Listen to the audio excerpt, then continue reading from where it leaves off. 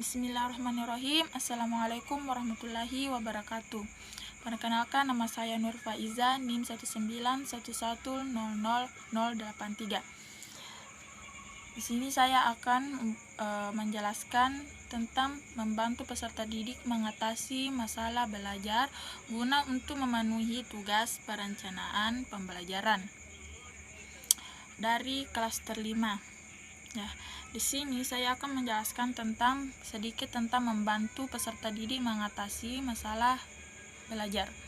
Nah, di sini murid yang mengalami sebuah permasalahan dalam proses pembelajaran mendapatkan bantuan agar masalahnya tidak berlarut-larut dalam proses pembelajaran.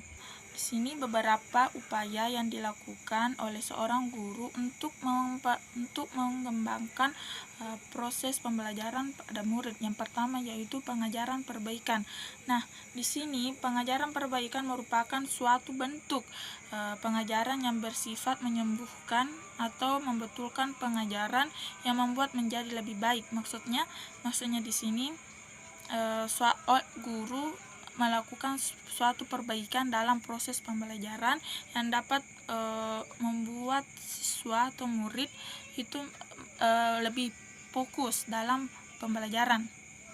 Upaya yang kedua yaitu kegiatan pengayaan. Di sini maksud dari kegiatan pengayaan yaitu suatu bentuk layanan yang diberikan kepada seorang atau beberapa murid yang sangat cepat dalam belajar. Maksudnya di sini guru membantu untuk memberikan sedikit tambahan tugas-tugas yang dapat menambah atau memperluas wawasan, pengetahuan dan keterampilan pada siswa atau murid. Upaya yang ketiga yaitu peningkatan motivasi belajar. Di sini guru melakukan kewajiban untuk membantu siswa dalam memotivasi untuk proses pembelajaran.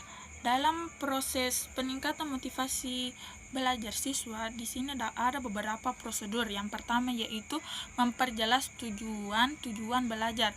Di sini guru atau pendidik menjelaskan apa sih tujuan dari belajar.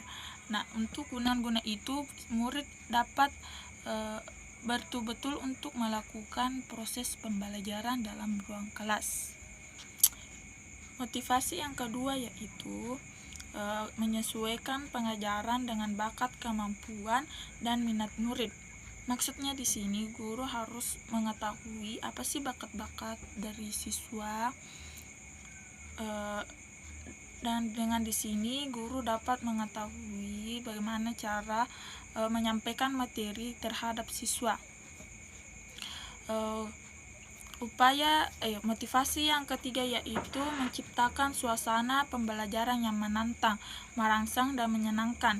Dengan hal ini guru harus membuat suasana yang tidak dapat mencekam dalam ruang kelas sehingga murid dapat fokus dalam proses pembelajaran.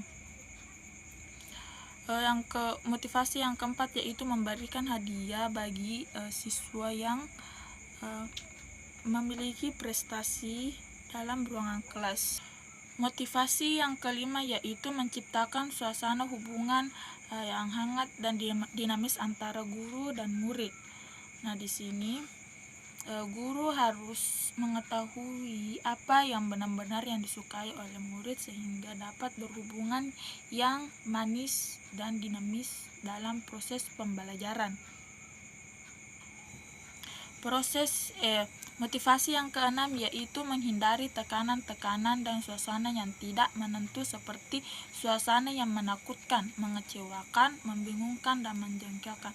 Seperti halnya dengan poin-poin sebelumnya mengatakan guru harus menciptakan suasana yang menyenangkan sehingga proses pembelajaran dapat berjalan dengan baik. Motivasi yang ketujuh yaitu melengkapi sumber dan peralatan pembelajaran. Nah, di sini juga guru harus sebelum memasuki ruang kelas harus mengetahui materi-materi untuk diajarkan dalam ruang kelas. Motivasi yang kedelapan yaitu mempelajari hasil belajar yang diperoleh.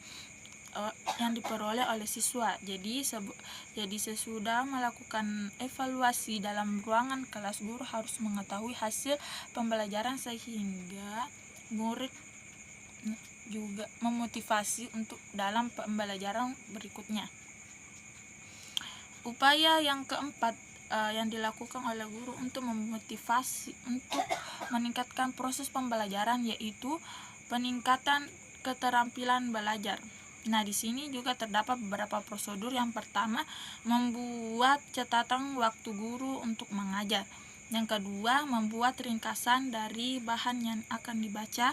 Yang ketiga yaitu mengerjakan latihan-latihan soal guna untuk memperbaiki kesalahan. Upaya yang kelima dalam yaitu pengembangan sikap dan kebiasaan belajar yang baik. Maksudnya di sini setiap murid diharapkan menerapkan sikap dan kebiasaan belajar yang efektif, tetapi tidak tertutup kemungkinan adanya murid yang memiliki sikap dan kebiasaan belajar yang tidak dapat dikhawatirkan. Murid tidak akan mencapai prestasi belajar yang baik, karena hasil belajar yang baik diperoleh melalui usaha yang dilakukan oleh murid yang baik. Tidak tumbuh secara kebetulan, melainkan seringkali perlu ditumbuhkan melalui bantuan yang terencana, terutama oleh guru dan orang tua murid. Dalam hal ini, murid hendaknya dibantu yang pertama menemukan motif yang tepat dalam belajar.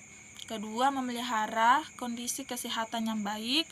Ketiga, mengatur waktu belajar di sekolah maupun di rumah. Yang keempat yaitu memilih tempat untuk belajar yang baik. Yang kelima itu belajar dengan menggunakan sumber belajar yang baik. Yang keenam yaitu membaca secara baik dan sesuai dengan kebutuhan. Ketujuh, tidak segan-segan bertanya untuk hal-hal yang tidak diketahui. Ya, upaya selanjutnya yang dilakukan oleh guru yaitu melatih murid membaca cepat. Maksudnya di sini kecepatan menunjukkan kepada banyak kata-kata yang tepat yang dibaca dalam waktu tertentu. Upaya yang selanjutnya yaitu melatih murid untuk dapat mempelajari buku pelajaran secara efisien dan efektif. Upaya yang terakhir yaitu membantu murid mempersiapkan diri untuk mengikuti ujian yang meliputi persiapan mental, penguasaan bahan pelajaran, cara-cara menjawab soal ujian dari segi administratif penyelenggaraan ujian. Mungkin sekian dari saya. Bila ada kekurangannya mohon dimaafkan. Wabillahi taufiq wal hidayah. Assalamualaikum warahmatullahi wabarakatuh.